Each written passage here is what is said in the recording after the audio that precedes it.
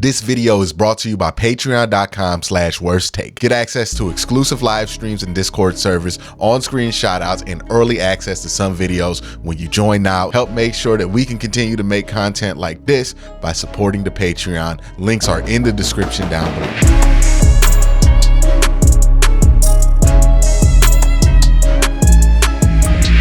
All right, so the Cavs are going into this 4-5 matchup in the NBA playoffs. I feel like this is the one that everybody has their eyes on. You know, it's got everything right. The Cavs, Donovan Mitchell, you got some of that star power there, and you have the Knicks, you have the Garden, you have Knicks fans, you know, you have all of this stuff in here.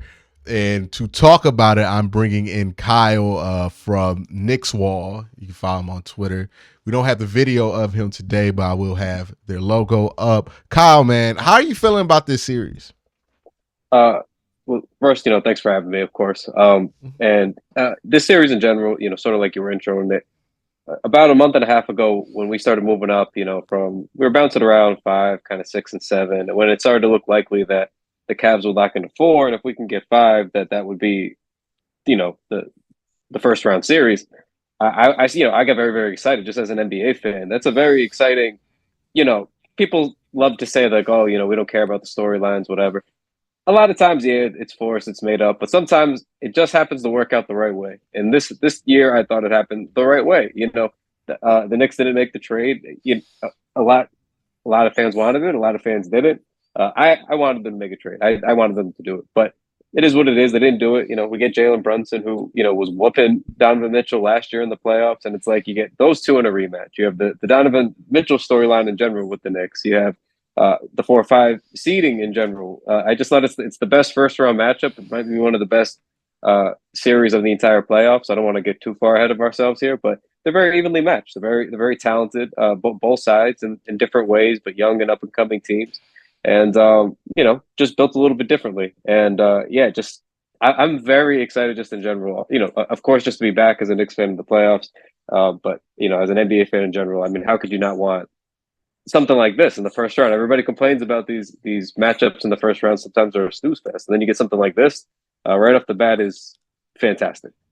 Yeah, I think one of the interesting things, because people are going to jump right back to that series, Utah versus Dallas last year, where Donovan Mitchell and Jalen Brunson went head to head. Obviously, it's a little bit different. They're both on different teams now. Also, both players, I think, have had undoubtedly the best years of their career, the best year of their career this season, right? Jalen Brunson took a significant jump once he got to New York, and then Donovan Mitchell, I think he's jumped up 4 points a game. I think his playoff stats that people have been marveling at before that series, where he was averaging like 28. That's what he's done the whole regular season this year.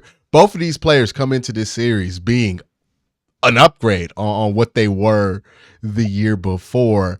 And then you have the interesting dynamic of Julius Randle, who I think, there's questions of will he play? Do they want him to play? Do Knicks fans, where are Knicks fans at with Julius Randle? Because I've heard multiple people be like, I don't think you want Julius out there because he might slow the offense down. Where are you at on that? I think when people refer to Julius as slowing the offense down and only him, I think it's very funny, because the Knicks are an isolation heavy team by design with pretty much the entire starting group, right? Jalen Brunson operates almost exclusively out of isolation situations, right? Breaking the defense down. Julius, of course, does it in his own way. He's, asked to be that playmaker alongside Jalen. But even when RJ kind of works, it's not really out of sets a lot. It's usually, it's your turn, my turn type of thing, right? So they're very good at it. They have good isolation numbers. I know Brunson, Randall, but that's how they kind of built this team, and the starting group especially. And so when people say, oh, okay, whatever, he's going to slow the offense down. I mean, sure, a little bit, but he's been lights out all year also. And what's kind of worked with him has also worked with guys like Quentin Grimes, has great numbers with Julius in the lineup, and people are hoping, a lot of fans are hoping and expecting Grimes to have a good series here. You need more guys in the playoffs that can create and do things and work in those isolation situations when things get bogged down, because you can't always rely on, just running your stuff in the playoffs, right? Teams are scheming for you for 7 games. So I think when people, I see fans go back and forth within my own timeline and things, and I don't know what people want from him. I know last year was a down year, a bad year, right? But two looking like two All NBA seasons in 3 years, two All Star seasons. And I know people are worried about that Hawk series, PTSD, but they doubled him, sometimes tripled him that whole series. And I think now with a guy like Brunson and you know hopefully RJ, that does something a little bit better in these playoffs too. It should work well. The floor is pretty balanced, but by nature they're an isolation starting group. That's kind of the beauty of the bench unit being so good is that they offer such a variety of different things with Quickly and Obi and how those guys want to move up and down the floor. So it's nice to have kind of two different sets of offense you can kind of run throughout the game versus just wanting to run one style. In the playoffs that can get stale in either direction. Yeah, and I remember watching that Hawks series, and I thought when I was watching the Knicks, their biggest problem wasn't necessarily like because Randall wasn't having a great series by any means there, but the biggest problem was there was nobody on that team outside of what some minutes of Derrick Rose to who can make like difficult shots, those difficult Right. isolation shots. We know Jalen Brunson is one of those guys who can consistently make those difficult shots when you need it. Who else on the Knicks do you feel like are those guys? Like I know there's going to be guys that you feel like can do it in a game, but who are the guys that you feel like consistently, other than Jalen Brunson, put up difficult shots, difficult points on difficult shot attempts here? Because the Cavs are one of the best defenses in the NBA.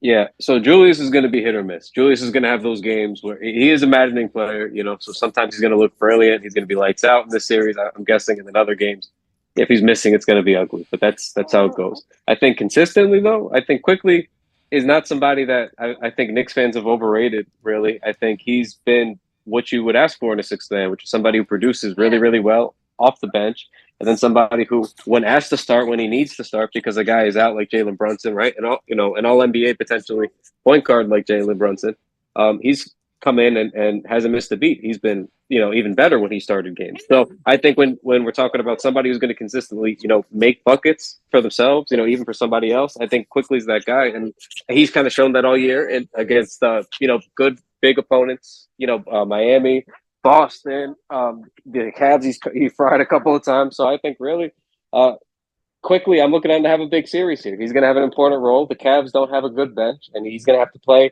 some of those bench minutes that are going to be vital that might help you win the game. And we'll see. But they, in a series like this too, where the Cavs backcourt defense, right, is something that you might want to take advantage of. That's where you might want to lean on Quickly more. Maybe RJ plays a little bit less, something like that. But get him out there because you're going to need his creating ability in the playoffs. Like we just said, he can never have enough. And a guy who can shoot and score like that, inside and out, I think that might be a little bit more valuable in this series. And hopefully, Tom Thibodeau leans that way just a little bit more. That's interesting because like when I look at the Cavs, I know people talk about they focus on Donovan and Darius not being able to defend, but usually it's not really that much of a problem when Okoro's out there because Okoro's really good at defending other teams, point guards, shooting guards, ones and twos. Mm-hmm. He struggles with three like long wings. So I would have thought going up against the Cavs' biggest weakness on defense is being able to guard, those longer 6'6", 6'8" guys who could play on the perimeter that aren't necessarily, bigs. Like they can do well with the Julius Randle type. Not saying that they're going to shut down Julius Randle, but those are the type of players that they've been able to do well against. Struggled against the guys who fit more of that play style of a Tatum, those wing players, Paul George like type players. So I would have thought that maybe going into this series, you guys would have wanted to go lean on RJ a little bit more, knowing the Cavs really don't have an answer and force them to play Lamar Stevens more often. Yeah, so my answer is kind of twofold there, which is, partly why one, I said I wanted Quickly to play a little bit more because, Okara was going to more than likely end up on Brunson this series. And before that last Cavs game, I think Brunson's numbers with Okara on it were pretty good, defensively for Okara. So I think that's going to happen, but that's why I'd want to have Quickly out there more because unless, what's going to be the plan, right? If you don't, it's going to be maybe you get, Garland or, Donovan, put onto RJ. He's probably going to sit in the corner most of the time. Is that something where RJ's going to be able to kind of attack those closeouts, make his shots if he's open, something like that? He's going to have to win that battle. But if not, that's why I would just, kind of go the way of our strength, which oddly, for a long time has never been our guard situation. But in this season, this one instance, we kind of have, a guy who could start and quickly. And we do have, Brunson, who's still tremendous in his own right. So I feel like why not just lean more with the guards there and just try to go kind of more firepower because RJ's very hit or miss too, and I just don't know how much they're going to rely on him fully, kind of to take advantage of a matchup like that. Whereas if Quick gets hot, right when he comes in, I think Tibbs might have an easier time being like, "Oh, okay, I'm just going to play the hot hand this series," and let's see if the Cavs can come up with an answer for quickly now. Is it going to be Garland? Who's going to get thrown onto him? Yeah. So when it comes to the Cavs, also another big part of their team is their bigs, right? Evan Mobley and Right. Jared Allen. I know a lot of fans are excited about Mitchell Robinson. For those of us who aren't super familiar with Mitch, tell us about Mitchell Robinson, what his game and what you hope he brings for the Knicks in the playoffs.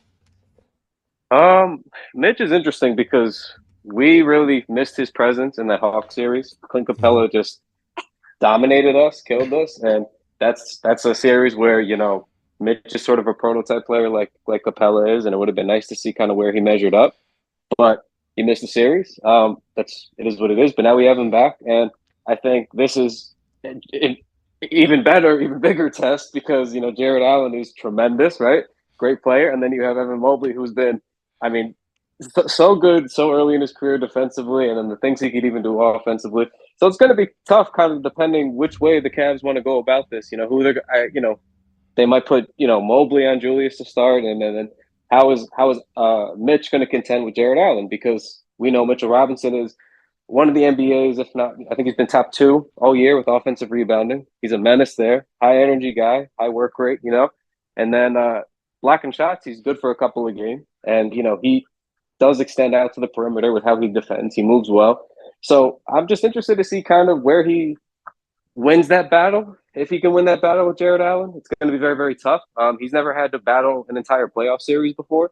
And the only thing I can say about Mitch is he excels more when he has room to move. And I wouldn't say he doesn't like physicality because he's extremely, extremely physical. But traditionally, there's some bigger centers he struggled against. Like earlier in the year, we had that West Coast trip, and he struggled particularly against Nurkic in Portland. He struggled in uh, against the Lakers, struggled against the Clippers a little bit, and he was just getting beat up a little bit on that trip. And I think depending on, you know, schematically here, how the Cavs want to rebound, how they want to kind of deal with Mitch on the interior, it could be a difficult series for him. I'm confident in him holding his own, but um, seeing as there's two, I mean, terrific bigs that the Cavs have, not just one, I think it makes his life a little bit more difficult than he's accustomed to.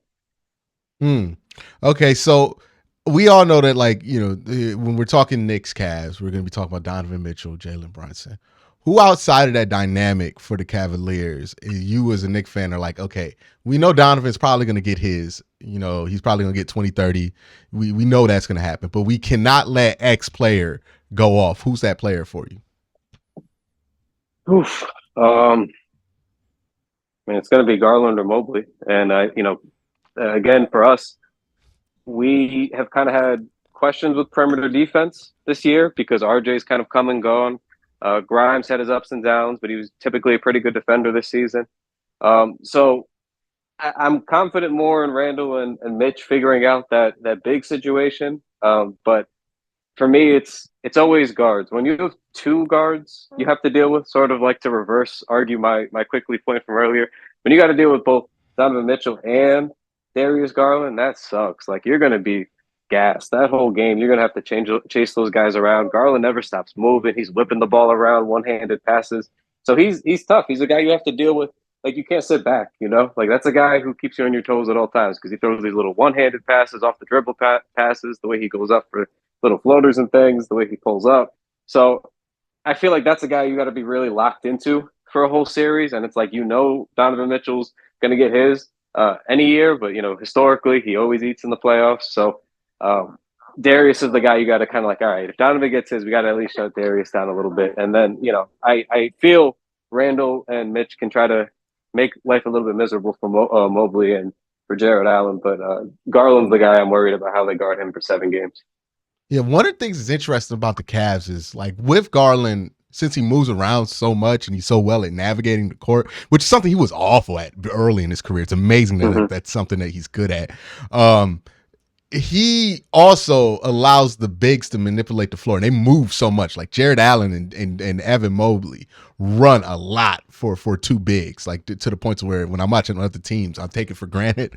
Do you think that could be something in the long run that could like be a problem for Randall or Mitchell Robinson? Is how much these Cavs bigs move on offense, especially, and then obviously they move a lot on defense.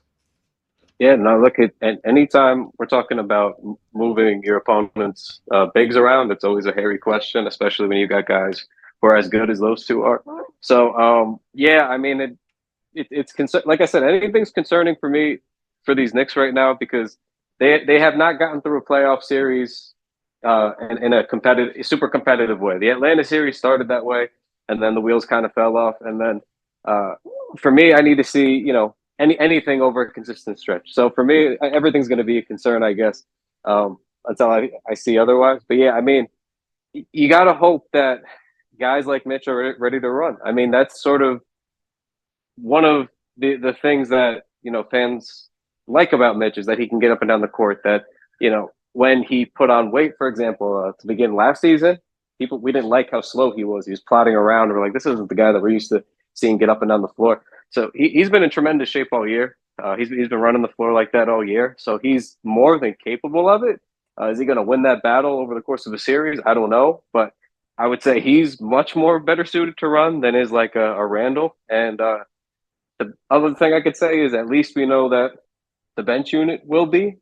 They might not all be billed as the best defenders, but when Hartenstein and Obi are out there, like if you just can't keep up, flat, plain and simple, sometimes you got to fight fire with fire and see if you can go on a run with your own. So, I mean, Hartenstein is another guy who's ready to run. Obi's always ready to run. So, um, I don't know. I don't know. I mean, there's two different ways you can go about it, but yeah, it's a concerning matchup. You got to run for that much Mm-hmm. over a whole series.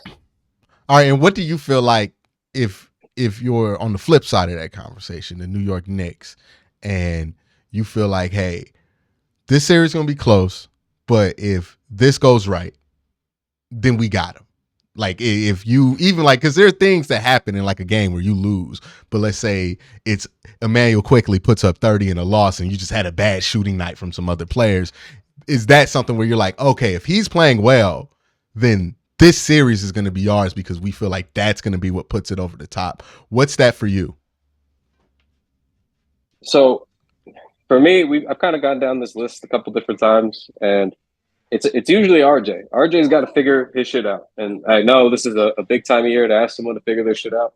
But he had a couple of good stretches, at least offensively. The defense kind of came and went, and if he's really doing well, like let's say they put Donovan Mitchell on him, we've had pretty good success against Donovan Mitchell when he's guarding us, but by different data and I don't know, just watching. Like he usually lets us kind of walk to where we want to walk to.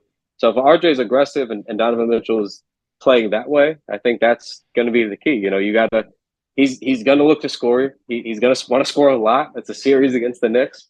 I'm sure he wants to put us down. So it's like can you make him work on the other end? Can you, tire him out? Can you maybe cook a little bit? You're capable. So what are we going to see? So for me, it's RJ. I think Jalen's going to get his. I think he's done it before in the playoffs. I think we've seen it every night this season and in a big way. He's been very clutch all year. I think, that one for me, I'm penciling in. Randall, obviously he's going to make or break you too. He's your other star. But I think like I believe more in Randall this time than I do from what I've seen in RJ this season. And RJ would sort of serve as the X factor in the series because now he has to figure it out. If he's playing really well, you can almost assume Brunson's going to get his. And then that's a pretty good formula right there. Two of those guys are hitting. So for me, it's going to be RJ. All right, definitely, definitely. It's going to be an interesting series to watch. Kyle, I want to thank you for coming on here. Let them know where to find you, man. Yeah, you can follow my personal account at Kyle Maggio, but make sure you follow us at the Knicks Wall. We got pregame, postgame shows. Everything's always there. We got some great edits and other things we like to do.